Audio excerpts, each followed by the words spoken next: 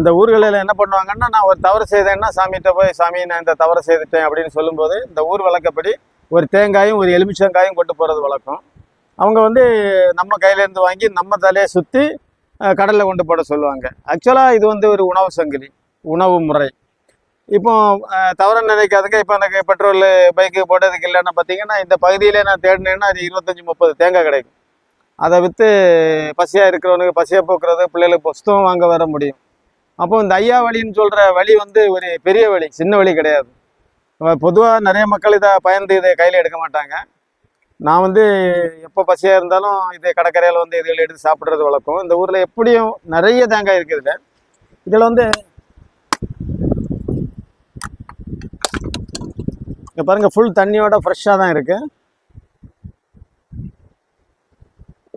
அந்த கால பெரியவங்கள் நமக்கு செய்து வச்சிருக்கிற உணவு முறைகளை பாருங்கள்.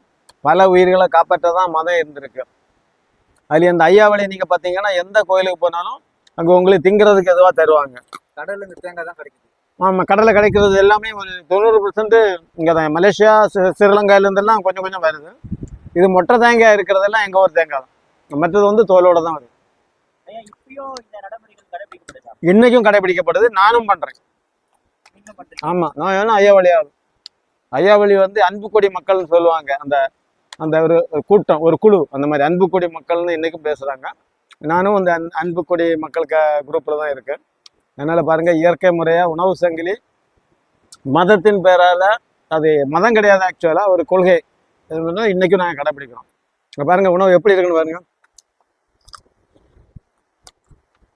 பொதுவாக சாமிக்கு சின்ன தேங்காய் தான் படைப்பாங்க. இது நல்ல பக்தர்னு நினைக்கிறேன். சூப்பரான தேங்காய் படைச்சிருக்காரு.